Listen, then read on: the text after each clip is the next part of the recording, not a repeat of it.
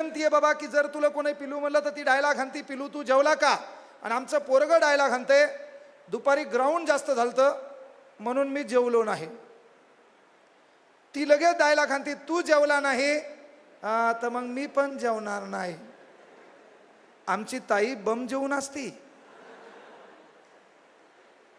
तू जेवला नाही म्हणून ती जेवणार नाही असं कधीच होणार नाही.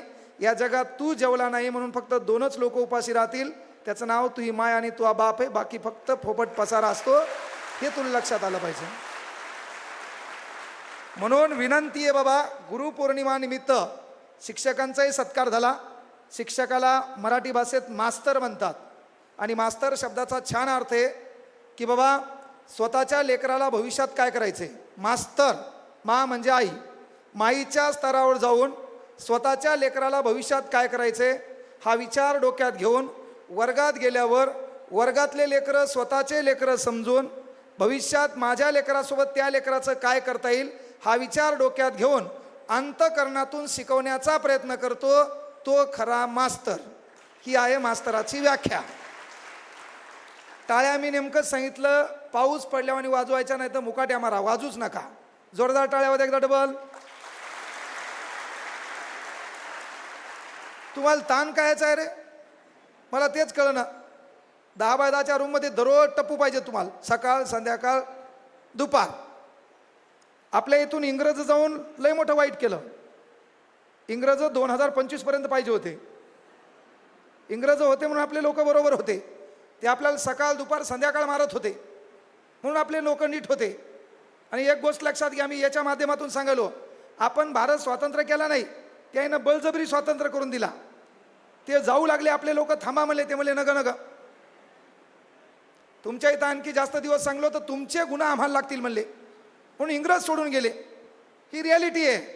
आम्ही येणाऱ्या काळात तेच व्हायला. युवकांना एक विनंती आहे, पोरो काही करा, जरासं या हे जे व्हायरल युग आहे का याच्या बाहेर पडा. अनावधानानं मिळालेली प्रसिद्धी लय काळ टिकत नाही. रानू मंडल गायब, बचपन का प्यार गायब, कच्चा बदाम पक्का बदाम गायब. आता एक फरचीवाला आले, ततडन ततडन ततडन ततडन. आता पुन्हा नवीन आले, कुठून गादळांग गादळांग. अरे मार पाहिजे तुम्हाला, कुठून आहे का नाही. आणि मग गदळांग गदळांग, हिचा ड्रेस वेगळा होता आणि ड्रेस बदलला. त्याच्यामुळं सांगितलं की बाबा पर्याय एकच आहे, हप्त्यातून एकदा अवलादीला मारल्याशिवाय अवलादी नीट होणार नाही. पोरिओ, तुम्हाला एकच विनंती, येणाऱ्या काळात हे पोरगं आपला नंबर घेईल, नंबरहून आपण कॉफी शॉपला जासाल. आपल्याला कॉफी शॉपला जायचं ताई, पण एखाद्या पोरानं आपल्याला बोलिलंय त्याच्याकडे 50 रुपये आणि तुझ्याकडे 30 रुपये आहेत म्हणून कॉफी शॉपला बसायचं नाही. त्याच्यात ते तुला ऑर्डर देते, तुला काय हवं, मग तू डायलॉग हाणती, मला पिझ्झा हवा. तुझ्याकडे काट्याचा चमचा येतो, तू बारीकसा घास घेती. तुझ्याकडे पिंक कलरचा एवढूसा रुमाल आहे, त्यानं होटं पुसती. आमचा उपासी मित्रमंडळाचा अध्यक्ष तुझ्याकडे पाहतो, भांडवल संपलेलं आहे, 30 रुपये राहिले, 50चा पिझ्झा झाला. आणि त्याच्यात महत्त्वाची गोष्ट, ही काट्याच्या चमच्यानं बारीकसा असा टुपूक टुपूक घास घेती. तो काही करायचं, भरती करणाऱ्या पोरीला विनंती, इसरायचं नाही. घरी तू भिंतीकडे तोंड करून काला करून खाती. ते पिझ्झा बिझा आगाव भंगार धंदे करायचे नाही. आणि त्याच्यात आमची ताई आमच्या भाऊजीला विचारती, भाऊजीच ना तू, कॉफी शॉपला बसल्यावर काय तो ताई विचारती, मग तुला काय हवं, भांडवल संपलं, 30 रुपये राहिले. मग आमचा डुकर तोंड्या डायलॉग हाणतो, मला कोल्ड कॉफी हवी. Cold coffee? अरे गावाकडं घरी परातीनं काळा चहा पिणारा तू, तुला कोल्ड कॉफी खायला पाहिजे. ताई आपल्याला कॉफी शॉपला बसायचंय, कळलं का, आपल्यालाही कोल्ड कॉफी मागवायची आहे. त्या कोल्ड कॉफीमध्ये स्ट्रॉ टाकायचा आहे, असा मोबाईल घ्यायचा आहे, बढियापैकी तोंड समोर करायचं, सेल्फी काढायचे, पण मागत थाटात आपला बाप बसला पाहिजे आणि बापाला कॉफी पाजताना फोटो असला पाहिजे. आपल्याला तो फोटो आयऱ्या गैऱ्यासोबत टाकायचा नाही. काळ तुमचा आहे, बाबासाहेबाच्या संविधान दिलेला अधिकार आहे. तुला पोरगं पाहायला येते, कार घेऊन येते, 2 दलिंदर मित्र सोबत घेऊन येते, आणि त्याच्यानंतर आपल्याकडे साडी नसेल तर आपली माय गावात जे श्रीमंत आहे त्याच्या घरची साडी आणतीन तुला नेसती. आगळा वेगळा मेकअप करावा लागतो. आपल्या घरात कपालं कानं नाहीत म्हणून आपण शेजारच्या घरातून कपा आणतो पाहुण्यापुरता तात्पुरता आपला मान सन्मान वाढावा म्हणून. आणि मग चहा होतो. आपल्या बापानं हयातीत कधी पोहे खाल्लेले नसतात, त्या पाहुण्याला आपला बाप पोहे करायला लावतो. पोहे केल्याच्या नंतर त्यांना पोहे चारतो आणि ते पोरग तुला प्रश्न विचारते, तुझं नाव काय विचारतंय का नाही? तुला साडी बिडी घालून पदर घेऊन हे प्रश्न विचारणार तुला. संध्याकाळी बाटलायचे बुचं फोडणार आणि सकाळी तुला प्रश्न विचारणार तुझं नाव काय. काऊन? त्याला पाहायचं असतंय तू तोत्री बित्री आहे का. नाही तर हेच तोत्र असेल, चहा दलम है. हां, त्याला तशीच भेटली पुन्हा फुपून पे फुपून झाला कार्यक्रम तो खायचा बी. प्रश्न विचारते का नाही, तो एज्युकेशन काय आहे, तो मामा कुठला आहे. अरे येणारा काळ आपल्याला बदलायचा आहे, अभ्यास कर. का? सही समय पे तय कर तुझे करना क्या है, नहीं तो समय तय करेगा तेरा करना क्या है. वेळ ही जी वेळ आहे तो काम आहे. संविधानाने एवढा मोठा अधिकार दिला. इथं ताई आहेत, इथं ताई बसलेले आहेत. लक्षात घ्या, भारतातल्या कुठल्याही स्टेजवर एखादी महिला विधान भवनात जात असेल, आपलं मत व्यक्त करत असेल किंवा स्टेजवर बसत असेल तर भारतातल्या कुठल्या धार्मिक ग्रंथामुळे नाही, बाबासाहेबांना लिहिलेल्या संविधानाच्या ताकदीवर भारतातल्या कुठल्याही पदावर भारतातली महिला जाते. अरे ते काम आहे. मग तुमचं काम काय? बदला घेता आला पाहिजे. राजा बनना चाहते हो तो गुलाम की तरह मेहनत करना सीखो. कांगणे सर सहज इथं आले नाही है ना. त्या क्लास क्षेत्रामध्ये फिरत असताना मित्राचे कपडे घालावे लागलेले आहेत. दिवस बदलता येतात बुद्धिमत्तेच्या भरोशावर. हे तर सुरुवात है, ही कांगणे सरची जस्ट सुरुवात है. कई हार बाकी है, कई जीत बाकी है, मेरे जिंदगी का कई सार बाकी है. यहाँ से कर ली है मैंने मेरे जिंदगी की शुरुआत. ये तो किताब का एक पन्ना था, अभी तो पूरी किताब बाकी है, अभी तो पूरी किताब बाकी है. अरे जस्ट सुरुवात आहे. पण तुम्हाला तुमच्या बुद्धिमत्तेवर पावर असली पाहिजे, ताकद असली पाहिजे, सामर्थ्य असलं पाहिजे.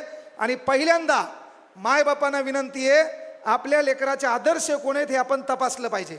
पहिलं मायबापाने एक काम करा, घरी गेल्यावर एक टेबल घ्या. त्या टेबलावर काय करा? छत्रपती शिवाजी महाराजांचा फोटो. त्या टेबलावर काय करा? शंभूराजांचा फोटो. त्या टेबलावर काय करा? बाबासाहेब आंबेडकरांचा फोटो, महात्मा ज्योतिबा फुलेंचा फोटो, अण्णाभाऊ साठेंचा फोटो, राजश्री शाहू महाराजांचा फोटो, सावित्रीबाई फुलेंचा फोटो, माता रमाईचा फोटो, राष्ट्रमाता राजमाता जिजाऊंचा फोटो, अहिल्याबाई होळकरांचा फोटो.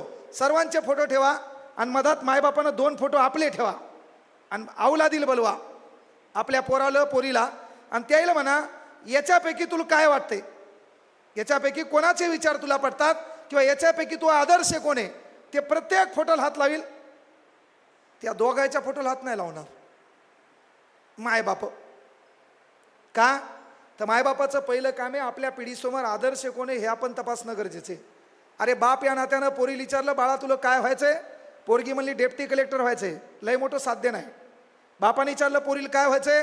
ती म्हणली मला PSI व्हायचंय. लय मोठं साध्य नाही. पोरीला विचारलं मला काय व्हायचंय? PSI STI तलाठी ग्रामसेवक पोलीस व्हायचंय. लय मोठं साध्य नाही.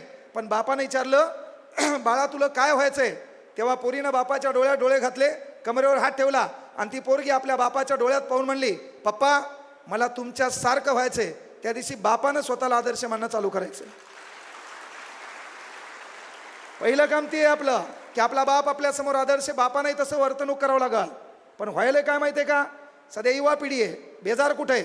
आणि पहिले एक विनंती करायला पोरायला, येड्यामुड्याचं ऐकू नका. चांगल्या लोकांच्या संगतीत राहा. दलिंदरपणा सोडा.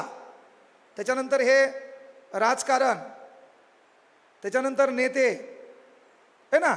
नेता चांगला आहे, सामाजिक हिताचे प्रश्न घ्यायलाय नंबर 1. पण तू मनात राजकारणी लोकांबद्दल स्टेटमेंट देऊ नको. नाही तर तुझ्याकडे फेसबुक आहे, तुझी पोस्ट आहे, तुला 2 कमेंट आहेत. कोणतरी नाईस म्हणलंय आणि दुसरी कमेंट तुझीच आहे थँक्यू म्हणलेली. एवढे भिकारी चाळे करायचे नाही. इथं बसलेल्या पोरींना पण विनंती आहे, रील बनवायची नाही. कळलं का? आरशात भांग पडताना केसावरून हात फिरवताना आपल्याबद्दल अभिमान वाटला पाहिजे. आपण जरी रील काढत असाल तर मनात अंतःकरणातून एक शब्द आला पाहिजे, I am not reel star, I am real star. आपण वैयक्तिक तरी रिअल स्टार असलो पाहिजे. मला लय लोक म्हणतात मी तुमचे रील पाहतो मला ताण येते. का? तर आपल्याला रील स्टार व्हायचं नाही. आपल्या मनातल्या अंतर्मनातल्या नजरेनं तरी आपल्याला रिअल स्टार आपल्याला वाटलं पाहिजे. म्हणून पोरी व पोरांनो एकच विनंती आहे, काही करा पण आपल्या मायबापाच्या सन्मानासाठी आगळं वेगळं तुम्हाला करता येईल. याच्यात एकच काम आहे तुमचं, लफड्यापासून बाजूला राहा.